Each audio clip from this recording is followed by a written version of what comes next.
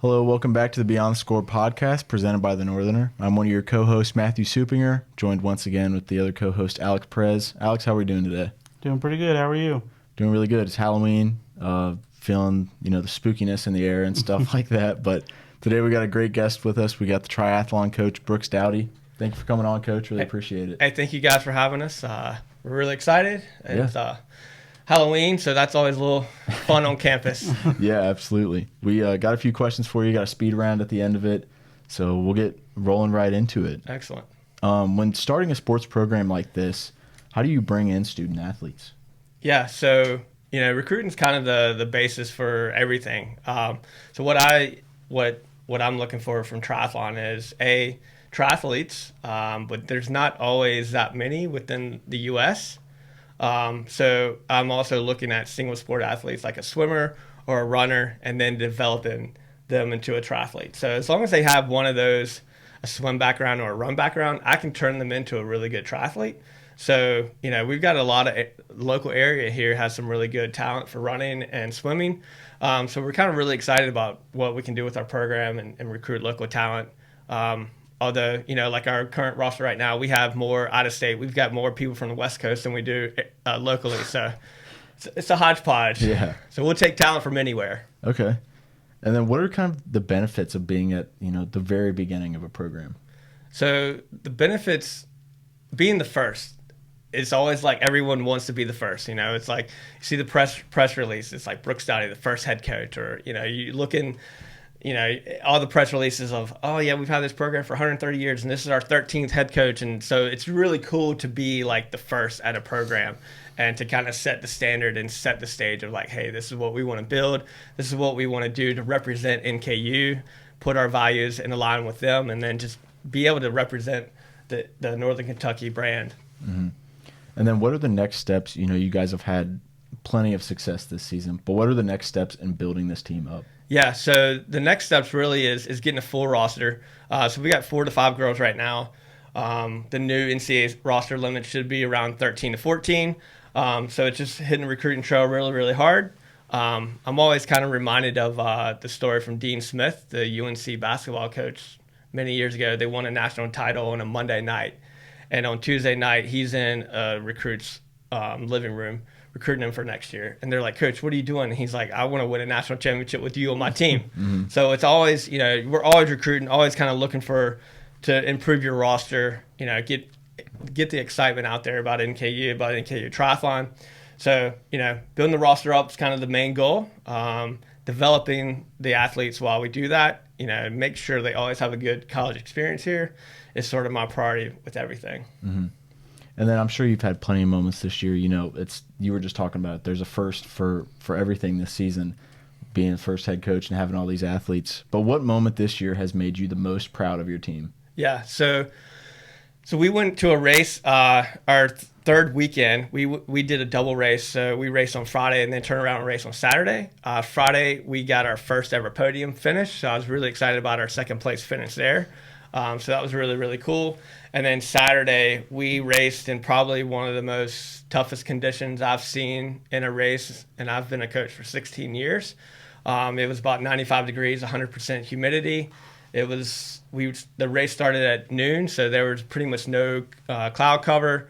And the fact that our girls just raced really well and they raced really smart to get to the finish line. That was just a really huge accomplishment for them. I was really proud of their effort, proud that they didn't give up when there were a lot of girls in that race that actually did give up for various reasons.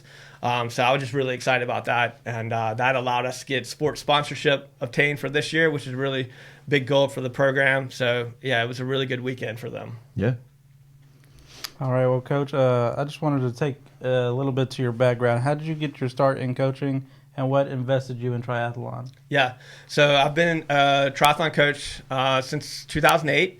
I've had a background, high school runner, cycled in college, so I kind of had most of the sports. And then I just went to a race one time and kind of was helping with a friend, giving him some coaching advice, not even coaching, but just advice.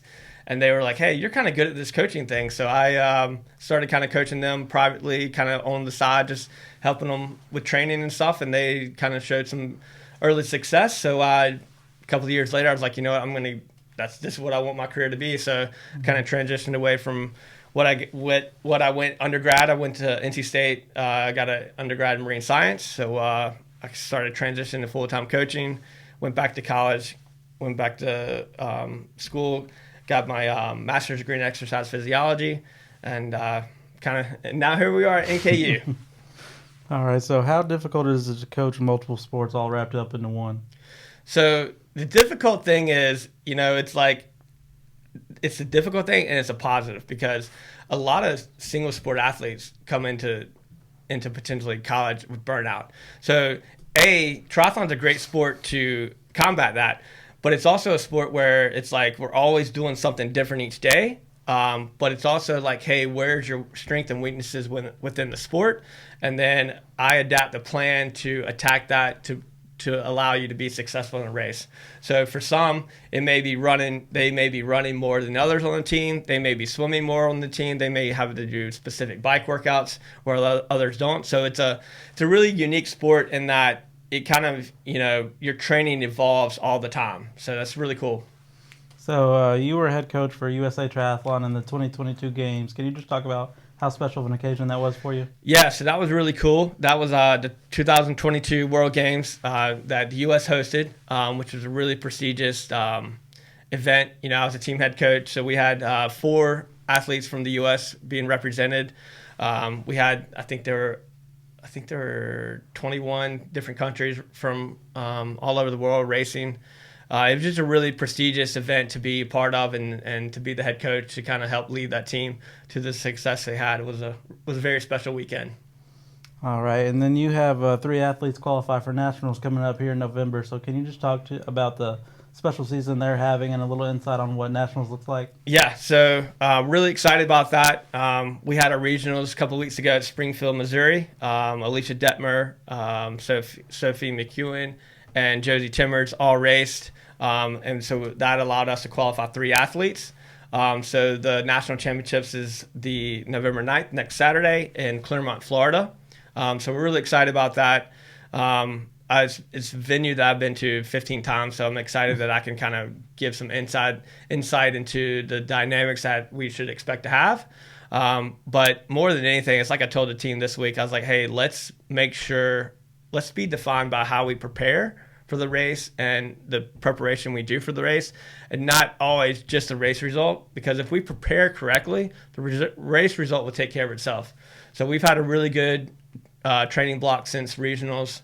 I'm really excited about that. So I think we're very excited about the opportunity ahead of us.